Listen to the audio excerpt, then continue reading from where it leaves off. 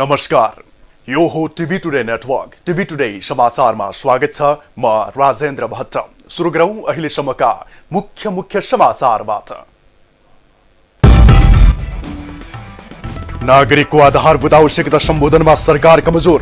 स्थिर सरकार भए पनि विकृति र बेथिति रोकिएन। असन्तुष्टिका कारण गणतन्त्र विरुद्ध आवाज बलियो बन्दै। कांग्रेसबाट 29 गतेको प्रदर्शनको रणनीति बनाउन पदाधिकारी बैठक आह्वान। 77 जिल्लालाई एकीकृत प्रदर्शनको सर्कुलर। तनहुँ घटनाले कांग्रेस आक्रामक बन्दै।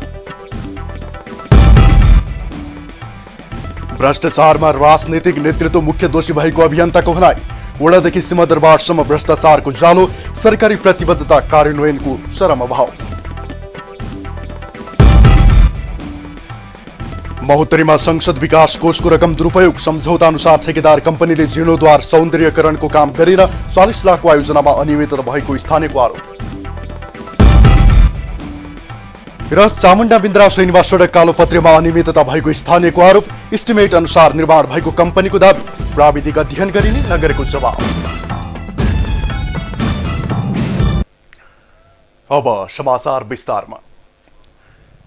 तल्लो तहसम्म संस्थागत हुन नपाउँदै गणतन्त्र विरुद्धको आवाज उठ्न थालेको छ। लामो संघर्ष र बलिदानबाट प्राप्त गणतन्त्र विरुद्ध सडक क्रमशः तात्तिँदै गएको छ। संघीय निर्वाचनपछि स्थायी सरकार आएको करिब 3 वर्ष पुग्दैछ, तर नागरिकमा तीव्र असन्तुष्टि बढेसँगै सडकमा गणतन्त्रको विपक्षमा जनमत बलियो बन्दै गएको छ। मूलतः शासकीय क्षमतामा भइरहेको कमी कमजोरीले व्यवस्था विरुद्ध जबरजस्त आवाज उठ्न थालेको छ।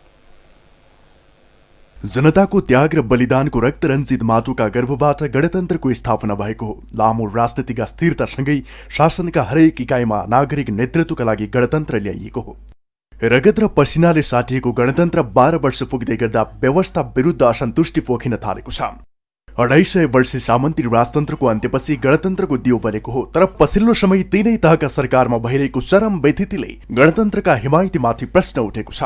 शासन व्यवस्था फेरिए पनि नेतृत्वको आचरणमा परिवर्तन नआउँदा जनताले परिवर्तनको महसुस अझै गर्न पाएका छैनन्। असन्तुष्टिको परिणाम पछिल्लो समय सडकमा प्रदर्शन हुन थालेको छ। शासकीय आक्रमणीयताले व्यवस्थामाथि नै प्रश्न उठ्न थालेको छ। भइरहेका गतिविधिहरूको विषयमा चाहिँ नि एउटा त्यसको विरोधको पनि सीमा हुन्छ। संविधानले तोकेका विषयहरूको हामीले विरुद्धमा जान सक्दैनौँ। अन्य चिजहरू लोकतन्त्रले सबै स्वतन्त्रता दिएको छ। संविधानले अपरिवर्तनीय भनेको विषय बाहेक अन्य विषयमा चाहिँ हामीले केही सोच्न पर्दैन। अब कोही सडकमा निक्ल्यो भन्दैमा त्यसको दोबर लिएर सडकमा निक्लिन्छ भन्ने पनि होइन। त्यसकारण यसले अहिले यही देखिएको गतिविधिबाट त्यस्तो आत्तिनु पर्ने कुनै जरुरी छैन। नागरिकमा चरम असन्तुष्टि छ। जताततै बेथितिले तीनै तहका सरकारहरू लतपतिएका छन्। त्यही असन्तुष्टिले सडकमा व्यवस्था विरोधी सक्रिय बन्दै गर्दा सत्तारूढदेखि प्रतिपक्षी दल मौन छन्। सडकमा अस्वाभाविक आन्दोलनका कार्यक्रमहरू बढिरहेका बेला सरकारले सर्वदलीय बैठकको आयोजना गर्यो, तर बैठकमा सरकारमाथि थप असन्तुष्टिका प्रश्नहरू ओइरिएका छन्। सर्वदलीय बैठकमा पनि प्रतिपक्षी दलका नेताहरूले सरकारको आलोचनामै समय खर्चे। अहिले जुन सरकार छ झन्झन्डै 2/3 बहुमतको सरकार, त्यो सरकारले परिवर्तनको अनुभूति हुने गरी गाउँमा गरिबहरूका गरी खाने वर्गका परिवर्तनको अनुभूति गरी काम गर्न नसक्नु एउटा पहिलो कारण हो। त्यो परिवर्तनको अनुभूति हुने गरी सारैतिर काम हुन सकिया भएदेखि यो आँट दक्षिणपन्थीहरूसँग हुनै सक्दैन थियो। पहिलो कारण यो हो। अब दोस्रो कारण के हो भने अहिले पार्टीमा भइरहेको किचलो भएर त्यो पार्टीमा जुन झगडा भइरहेको छ, एकले अर्कोलाई नाङ्गे झार पार्ने, कसैको जिउमा कुनै लुगा बाँकी नरहने गरी झगडा भइरहेको छ। त्यो झगडाको कारणले पनि यो आँट झन बढी आएको हो। गणतन्त्र स्थापना भएर संविधान सभाबाटै संविधान जारी भइसकेपछि बनेको सरकारले पनि अपेक्षाकृत काम गर्न सकेको छैन। अहिले झण्डै 2/3 बहुमतको सरकार छ, तर सत्तारूढ दल जनजीविकाका मुद्दामा भन्दा आन्तरिक किचलोमै रुमलिएको छ। विभिन्न जनआन्दोलनमा नेतृत्व गरेका राजनैतिक दलका नेताहरू पनि पद र प्रतिष्ठाकै लडाईँमा छन्। मुलुक भ्रष्टाचार, बेरोजगारी र अपराधले थिलो थिलो बन्दै गएको छ, जसले गर्दा व्यापक असन्तुष्टि बढेको हो। त्यही असन्तुष्टिको मौकामा गणतन्त्र विरुद्ध आवाज प्रकट भएको हो। यसर्थ सरकारले नागरिक असन्तुष्टिलाई सम्बोधन गर्न ढिला गर्नु हुँदैन। टिभी टुडे एसडी टेलिभिजनका लागि राजनीतिक ब्युरोको साथमा सुनिल बाबु पन्तको रिपोर्ट। सिन्धुपाल्चोकको लिसङ्कु पाखर गाउँपालिकाका अध्यक्ष कमल प्रसाद नेपालले गाउँमा उद्यमका लागि सहुलियत ब्याजमा कर्जा उपलब्ध गराइएको बताउनु भएको छ। टिभी टुडे एसडी टेलिभिजनसँग कुराकानी गर्दै अध्यक्ष नेपालले कृषि, पशुपालन, व्यापार, पर्यटन जस्ता उद्यममा सहुलियत कर्जाको व्यवस्था भएको बताउनु भएको हो। नेपाल राष्ट्र ब्याङ्कसँग सहकार्यमा कर्जा उपलब्ध गराएको अध्यक्ष नेपालले बताउनुभयो। यो कार्यक्रम कस्तो भन्नुलाई आर्थिक जीवन सुधार गर्नको निमित्त विशेष गरी विदेशबाट फर्किएका बेरोजगार भएका युवाहरूलाई टार्गेट गरेर यो कार्यक्रम हामीले आयोजना गरेका छौँ। यसमा चाहिँ हामीले नेपाल राष्ट्र बैङ्कसँग सम्झौता गरेका छौँ र सिन्धुपाल्चोक जिल्लामा हामी पहिलो पनि हो र 1% ब्याजमा जसले व्यवसाय गर्न चाहनुहुन्छ हैन, त्यो कृषि व्यवसाय हुनसक्छ, त्यो पशुपन्छी व्यवसाय हुनसक्छ, त्यो चाहिँ अरू पसलसँग सम्बन्धित व्यवसाय हुनसक्छ, अरू हस्तकलासँग सम्बन्धित व्यवसायहरू हुनसक्छ, अरू पर्यटनसँग गर्न सक्ने व्यवसाय हुनसक्छ। त्यस्ता व्यवसाय गर्ने मान्छेसँग जोसँग पैसा छैन त्यस्ता मान्छेलाई गाउँपालिकाले ब्याज तिर्दिएर उहाँहरूलाई 1% पनि किन लगायो भने अलिकति केही न केही थोरै भने नि। सिन्धुपाल्चोकमा सहुलियत ब्याजमा स्थानीयलाई कर्जा उपलब्ध गराउने पहिलो गाउँपालिका लिसङ्कु पाखर गाउँपालिका भएको अध्यक्ष नेपालको दाबी छ। कोरोना महामारीले गाउँपालिकाका योजनाहरू प्रभावित भएको चर्चा गर्दै अध्यक्ष नेपालले पूर्वाधार विकासमा पनि विशेष जोड दिएको बताउनुभयो। नेपाली कांग्रेसले सरकार विरुद्ध प्रदर्शनको रणनीति बनाउन पदाधिकारी बैठक बोलाएको छ। सभापति शेरबहादुर देउवाले बिहीबार निजी निवास बुढा नीलकण्ठमा बैठक आह्वान गर्नुभएको हो। कांग्रेसले सरकार विरुद्ध यही 29 गते देशभर प्रदर्शन गर्दैछ। देशका 77 जिल्लालाई एकीकृत विरोध प्रदर्शनका लागि सर्कुलर गरिसकेको प्रवक्ता विश्वप्रकाश शर्माले जानकारी दिनुभयो। जिल्लाका प्रदर्शनमा केन्द्रबाट प्रतिनिधि पठाउने वा नपठाउने भन्ने विषयमा बिहीबारको पदाधिकारी बैठकबाट निर्णय हुने उहाँले बताउनुभयो। गएको बुधबार तनहुँमा पुल उद्घाटनमा जाँदै गर्दा वरिष्ठ नेता रामचन्द्र पौडेलमाथि प्रहरीले नियन्त्रणमा लिएपछि कांग्रेस आक्रोशित बनेको छ। संयुक्त राष्ट्रसङ्घको आह्वानमा हरेक डिसेम्बर 9 तारिकका दिन विश्वभर भ्रष्टाचार विरुद्धको अन्तर्राष्ट्रिय दिवस मनाउने गरिन्छ। राष्ट्रसङ्घको महासभाले भ्रष्टाचार विरुद्ध संयुक्त रूपमा लड्न 2005 देखि लागू गरेको महासन्धि नेपालले पनि अनुमोदन गरिसकेको छ। महासन्धि अनुसार नेपालले सम्पत्ति शुद्धिकरणमा समेत गठन गरेको छ। तर दण्डहीनताका कारण नेपालमा भ्रष्टाचार न्यूनीकरण हुनुको सट्टा थप मौलाउँदै गएको छ। ट्रान्सपरेन्सी इन्टरनेसनलले केही समय अघि एसियाका 17 देशको सर्वेक्षणबाट प्रतिवेदन सार्वजनिक गरेको थियो। प्रतिवेदन अनुसार नेपाल भ्रष्टाचार गर्ने मुलुकहरूमा एसियाकै पहिलो देश बनेको छ। नेपालमा भ्रष्टाचार बढेको अनुभूति गर्ने जनसङ्ख्याको दरमा 17 देश मध्ये नेपाल अघि देखिएको छ। भ्रष्टाचारको जालो सिंहदरबारदेखि गाउँ नगरको ओडा तहसम्म पुगेको छ। मूलतः सरकारले भ्रष्टाचार विरुद्ध प्रतिबद्धता दोहोर्याउँदै आएपछि भ्रष्टाचार झन मौलाएको हो। अब प्रधानमन्त्रीले भन्नुभएको छ, त्यही प्रतिवेदनमा पनि के भनेको छ भने प्रधानमन्त्री केपी शर्मा ओलीले पटक पटक भ्रष्टाचार गर्न दिन्न म पनि गर्दिनँ भनेर भनिराख्नु भएको छ।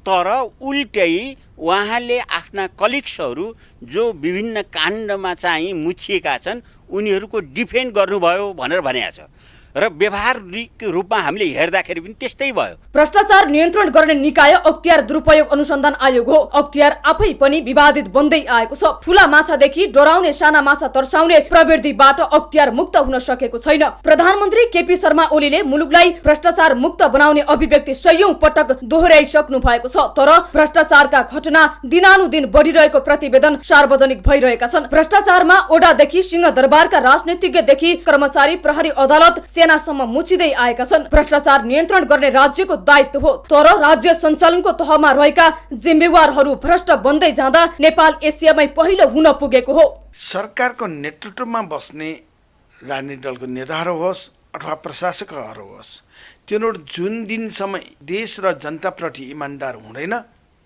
तबसम्म यो देश र यो देशमा भ्रष्टाचार जन्ने क्रियाकलाप भइरहन्छ। स्थिर राजनीतिपछि मुलुकमा सुशासन र पारदर्शिता कायम हुनेछ। शासन प्रशासनमा सुधार हुँदै लोकतन्त्रको संस्थागत विकास हुनेछ भन्ने अपेक्षा थियो। तर पछिल्ला प्रतिवेदनहरूले मुलुकमा भ्रष्टाचार घट्नुको साटो बढ्नुले मुलुकको गणतान्त्रिक व्यवस्थामाथि प्रश्न उठ्न थालेको छ। यसर्थ सरकारले भ्रष्टाचारको विषयमा निर्मम बन्न सकेन भने वर्षको एक दिन भ्रष्टाचार उन्मूलन गर्न कार्यक्रम गरिए पनि सार्थक हुन सक्दैन। टिभी टुडे एसडी टेलिभिजनका लागि आर्थिक ब्युरोको साथमा संगीता थापा, काठमाडौँ। समाचारमा पालो छोटो विश्रामको।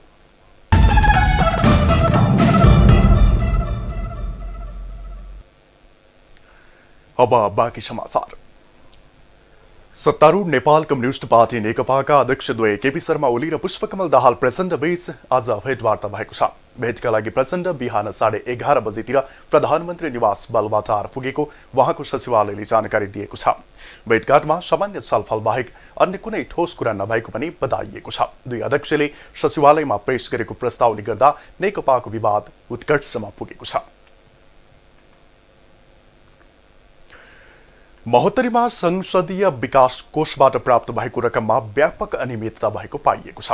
जनता समाजवादी पार्टीका अध्यक्ष मण्डलका सदस्य एवं महोत्तरी क्षेत्र नम्बर 3बाट निर्वाचित महन्त ठाकुरको क्षेत्रमा अनियमितता भएको पाइएको हो।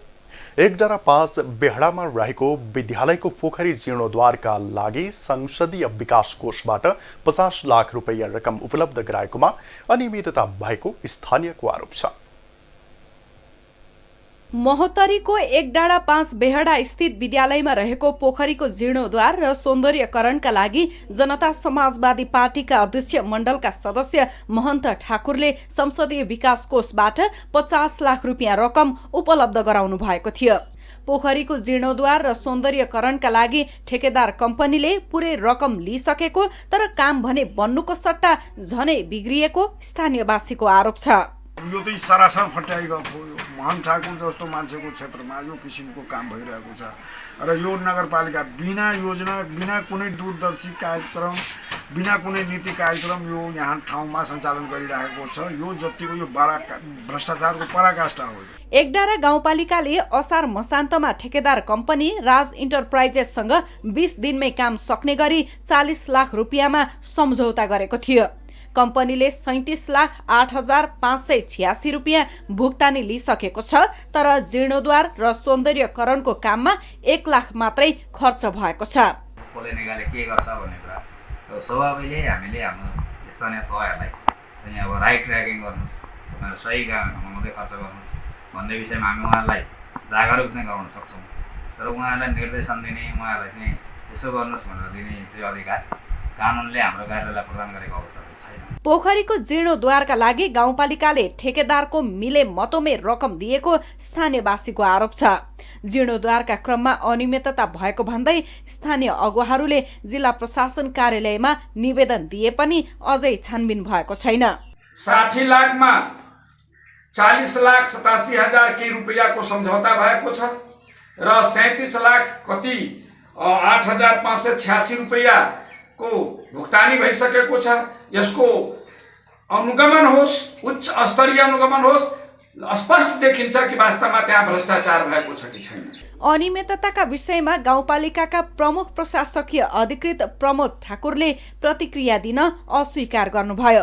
पटक पटक प्रयास गर्दा पनि उहाँले यस विषयमा कुनै जवाफ दिनु भएन। यस विषयमा जनप्रतिनिधिहरू पनि मौन छन्। जनताले तिरेको करबाट भइरहेका योजनाहरूमा जनप्रतिनिधि र ठेकेदारको मनोमानीले विकासका काम प्रभावित मात्रै भएन, व्यथितिले प्रश्रय पनि पाइरहेको छ। टिभी टुडे एचडी टेलिभिजनका लागि महोत्तरीबाट नवीन चौधरीको रिपोर्ट। दैलेखको चामुण्डा बिन्द्रासेनी नगरपालिकामा गौरवको आयोजना सडक कालोपत्रेले तीव्रता पाएको छ। नगरको मुख्य गौरवको योजना मानिएको कर्णाली राजमार्गसँगै मध्य पहाडी पुष्पलाल लोकमार्गसँग जोडिएको साङ्केतडा पाद सडकमा कालोपत्रे निर्माण भइरहे पनि आयोजनामा गुणस्तरीयतामाथि प्रश्न उठेको छ। दैलेखको चामुण्डा बिन्द्रासैनी नगरपालिकाको केन्द्र भोटे चौतारा विशाल बजार मार्ग यति बेला धमाधम कालोपत्रे गरिँदैछ। संघीय तथा प्रदेशबाट विनियोजित बजेटबाट करिब 770 मिटर सडक कालोपत्रे भइरहेको हो। सडक निर्माण भए पनि निर्माण कम्पनीको चरम लापरवाहीले गुणस्तरहीन सामग्रीको प्रयोग गरिएको छ। मापदण्ड अनुरूप काम नहुँदा सडक गुणस्तरीय नबनेको हो। मापदण्डअनुसार पिच हुने कुरामा भए छैन। धुलो धुवाबाट बचिने कुरा त भयो र यहाँको उपभोक्ता अथवा यहाँको समितिको भनेर चाहे अनुसारको भए छैन र धुलो उडानबाट भए अब यत्तिकै हो। धुलाम्य सडकमा मापदण्ड अनुसार सामग्रीको प्रयोग बिनै कालोपत्रे गरिँदै आएको छ। सडक निर्माणमा स्थानीयले बदमासी गरेको बताइए पनि निर्माण कम्पनी स्वीकार्न तयार छैन।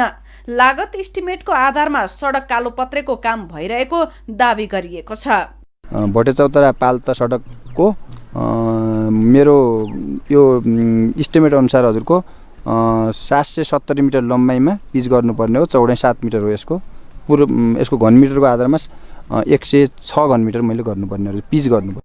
सडक निर्माणमा कालोपत्रेको गुणस्तरीयतामा सर्वत्र प्रश्न उठिरहेको छ। गुणस्तरको काम नगरेको प्रति प्रश्न उठे पनि सम्बन्धित निकाय मौन छन्। यद्यपि नगरपालिकाले सडक निर्माणमा गुणस्तरीयता नभएको बताएको छ। सडकमा भएको अनियमितताको प्राविधिक अध्ययन गरिने नगरपालिकाको भनाइ छ। हाम्रो प्राविधिक टिम सहित हामी त्यहाँ जानेछौँ र यसलाई चाहिँ गुणस्तर हुनुपर्छ। गुणस्तरमा कुनै कम्प्रोमाइज गर्नुहुन्न। हाम्रो पालिकामा जहाँबाट बजेट आए पनि काम भइरहेकोले म तत्कालै त्यहाँतिर अहिले यसको अनुगमनको लागि जान्छु। स्थानीय सरकारले निर्माण गरिरहेको सडक आयोजनामा बदमासी हुँदा पनि सरोकारवालाहरू हलुका जवाफ दिँदै आएका छन्। यद्यपि आयोजनामाथि प्रश्न उठेपछि प्राविधिक अध्ययन गरिने बताइएको छ। अध्ययनपछि सडकमा बदमासी भए नभएको विषयमा नगरवासीलाई यथार्थ जवाफ स्थानीय सरकारले दिनै पर्छ। टिभी टुडे एचडी टेलिभिजनका लागि जिल्ला ब्युरोको सहयोगमा दैलेख सहकर्मी दिपेन्द्र कार्की बास्ताकोटीको रिपोर्ट। दाङका विद्यालयहरूमा यति बेला कक्षा सञ्चालन भइरहेको छ। कोरोना महामारी यथावत रहेका बेला विद्यालय भने खुलेका छन्। लामो समय बन्द रहेका विद्यालय सञ्चालन गरिनु अनिवार्य भए पनि स्थानीय र प्रदेश सरकारले कोरोना नियन्त्रण र रोकथाममा उदासीनता देखाएका छन्। दाङका विद्यालयहरू शिफ्टमा सञ्चालन भएका छन्। कोरोनाको जोखिमलाई मध्यनजर गर्दै विद्यालय सञ्चालन भएका हुन्। महामारीको प्रकोपपछि विद्यार्थीमा समेत आनी बानीमा परिवर्तन आएको छ। अहिले पनि विद्यार्थीहरू आजैबाट पनि नयाँ नयाँ आइरहेका छन्। त्यसले गर्दा अहिलेसम्मको समस्या त्यति महसुस गरिएको छैन। अब बिस्तारै सबै विद्यार्थी आउने क्रम बढ्यो भने 4 जना राख्न पर्ने स्थिति भयो भने त्यति बेला के गर्ने भन्ने सोच्नु पर्ने जस्तो देखिन्छ। र सुरक्षाका मापदण्डहरू मास्क अनिवार्य छ सबलाई, अनि साबुन पानी सेनिटाइजरको व्यवस्था छ ठाउँ ठाउँमा। गत चैत यता लामो समय विद्यालय बन्द रहे। महामारी नियन्त्रणको कुनै टुङ्गो नभएपछि वैकल्पिक शिक्षणको पनि अभ्यास गरियो। सरकारले रेडियो टेलिभिजन अनलाइन जस्ता विकल्पमा विद्यालय सञ्चालनको प्रयास गरे पनि कार्यक्रम प्रभावकारी बन्न सकेन। त्यति चाहिँ व्यवहारिक नदेखिएपछि सरहरू म्याडमहरूले पनि हामी विद्यालयमै गएर पढाउन तयार छौँ भन्ने कुरा आयो र गार्जियनबाट पनि हामी बच्चाहरू स्कुलमै पनि पठाउन तयार छौँ भन्ने कुरा आइसकेपछि विद्यालयमै बोलाएर पढाउने काम भइरहेछ। र हाम्रोमा चाहिँ जोर बेजोर भन्दा पनि हामीले तहगत रूपमा पढाएको छौँ। सरकारी तथ्याङ्क अनुसार दाङमा विद्यालय तहका 1,47,000 विद्यार्थी छन्। लामो समयको बन्दाबन्दीले विद्यालय जान रोकिएका विद्यार्थी पछिल्लो समय विद्यालय जान पनि थालेका छन्। सावधानी अपनाएर विद्यालय सञ्चालन भए पनि अझै करिब 15% विद्यार्थी अझै पुगेका छैनन्। संक्रमणको जोखिम उत्तिकै भएकोले विद्यालय शिफ्टमा सञ्चालन गरिएको हो। भौतिक अवस्थाका कुराहरू पनि अलिकति असहज हुँदाखेरि हामी जोर बिजोर पद्धतिमा विद्यालय सञ्चालन गरेको अवस्था छ। त्यही अवस्थामा पनि हामी दैनिक बच्चाहरूलाई 650 बच्चाहरू 700 बच्चाहरूलाई पठन पाठन गर्नुपर्ने अवस्था छ। त्यो गर्दाखेरि कक्षा कोठाहरूमा एउटा कोठामा अब सामाजिक दूरीका कुराहरूलाई सही तरिकाले प्रयोग गर्न नसकिरहेको अवस्था छ। विद्यार्थी अनुपातमा कक्षा कोठाको बसाई व्यवस्थापन गरिएको छ। धेरै विद्यार्थी हुँदा एउटा बेन्चमा 2 जनाबाट बिस्तारै 3 जना र पछिल्लो समय 4 जनासम्म विद्यार्थी राखेर पठन पाठन हुन थालेको छ। सरकारले तोकेको मापदण्ड अनुसार विद्यालय सञ्चालन गरिएको छ। अहिले कोरोना संक्रमणको दर उच्च छ। परीक्षण नगरेकै कारण गाउँटोलबाट कोरोना संक्रमित र स्वच्छ विद्यार्थी आपसमै घुलमिल भएको आशंका छ। संक्रमितको लागि आइसोलेसनको व्यवस्था नगरी बिस्तारै स्थानीय सरकारले हात झिकिसकेको छ। संक्रमणको दर यथावतै रहेका बेला मास्कको अधिकतम प्रयोग गर्नुपर्ने चिकित्सकको सुझाव छ। प्रयोग गर्नुपर्छ। एउटा सर्जिकल मास्क सधैँ लगाउने होइन, दैनिक जस्तो प्रयोग गर्ने हो। केही कथम कदाचित त्यही मास्क प्रयोग गर्नु छ भने पनि 3 दिनपछि 4औं 5औं दिनमा टङ्गाएर केही नचलाइकन नदोबारिकन यस्तै अलग्गै किलामा मान्छे नजाने ठाउँ टङ्गायो भने त्यही मान्छेले प्रयोग गर्न सक्ला। विद्यालय तहमा मापदण्ड अपनाएर कक्षा सञ्चालन भएका छन्, तर विद्यार्थीको घुलमिलले कोरोना जोखिम उत्तिकै छ। प्रदेशमा निशुल्क उपचारको हल्ला पनि हल्लामै सीमित भएका बेला दाङका विद्यालयहरू सञ्चालन भएका छन्। विद्यालय सञ्चालन अनिवार्य भए पनि जोखिम थप उच्च भएको छ। टिभी टुडे एचडी टेलिभिजनका लागि जिल्ला ब्युरोको सहयोगमा दाङ सहकर्मी दिवाकर पोखरेलको रिपोर्ट। समाचारमा फेरि छोटो विश्राम।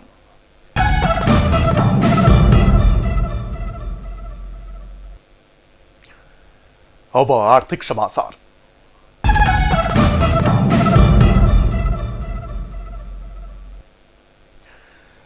सरकारले सहलगानी सम्बन्धी कार्यविधि 2077 जारी गरेको छ।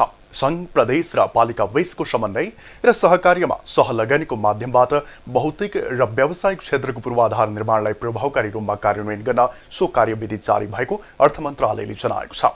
कार्यविधि अनुसार सहलगानीका क्षेत्रहरूमा सुरुङ मार्ग, सडक, पुल, फ्लाइओभर र विमानस्थल निर्माण, metro rail, monorail, cable car, ropeway र आन्तरिक जल यातायात निर्माण तथा सञ्चालन लगायत रहेका छन्।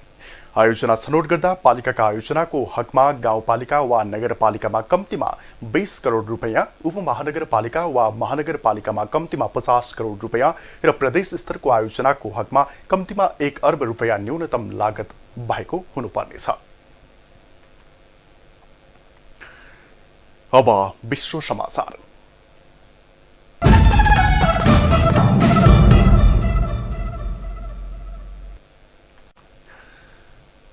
ट्रम्प प्रशासनले कोभिड-19 राहत प्याकेजको रूपमा कांग्रेस समक्ष 9 खर्ब 16 अर्ब डलरको प्रस्ताव प्रस्तुत गरेको छ। अमेरिकी अर्थतन्त्रमा दोहोरो अङ्कको मन्दी आउने सम्भावना बीच नयाँ आर्थिक प्याकेज अगाडि सारिएको छ। अमेरिकी अर्थमन्त्री स्टेभेन मन्चिनले विज्ञप्ति प्रकाशन गरी नयाँ प्रस्तावले राज्यहरू र स्थानीय सरकारले गर्ने खर्चसहित व्यवसाय, विद्यालय र विश्वविद्यालयका लागि समेत बजेट व्यवस्था गरिएको बताउनुभयो। नयाँ आर्थिक प्याकेज ल्याउनु अघि कांग्रेसकी सभामुख नान्सी पेलोसीसँग परामर्श गरिएको बताइएको छ। अब खेल समाचार।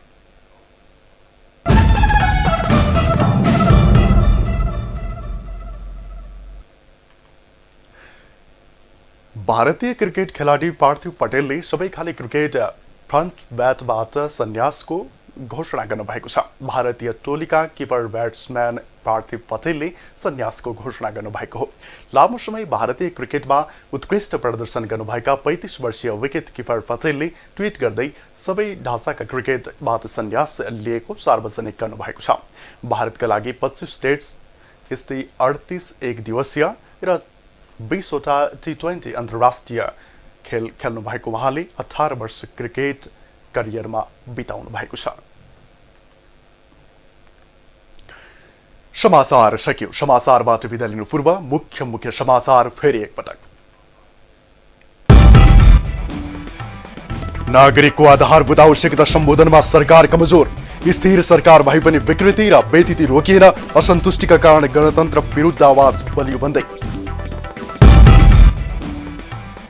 कांग्रेसबाट 29 गतेको प्रदर्शनको रणनीति बनाउन पदाधिकारी बैठक आह्वान, 77 जिल्लालाई एकीकृत प्रदर्शनको सर्कुलर, तनहुँ घटनाले कांग्रेस आक्रामक बन्दै। भ्रष्टाचारमा राजनीतिक नेतृत्व मुख्य दोषी भएको अभियन्ताको भनाई, वडादेखि सिंहदरबारसम्म भ्रष्टाचारको जालो, सरकारी प्रतिबद्धता कार्यान्वयनको चरम अभाव।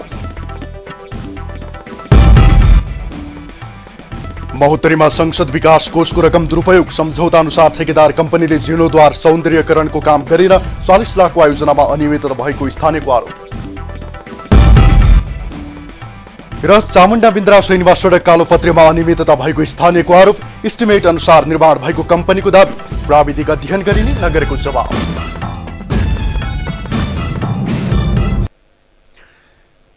हामीलाई TV today Nepal apps download गरी विश्वभर प्रत्यक्ष हेर्न सक्नुहुनेछ। साथै www.tvtoday.news.com मा गई हेर्न र पढ्न सक्नुहुनेछ भने फेसबुक, युट्युब र ट्विटरमा समेत फलो गर्न सक्नुहुनेछ। विकास, निर्माण र जनसरोकारका विषयमा हाम्रो आवाज जारी छ।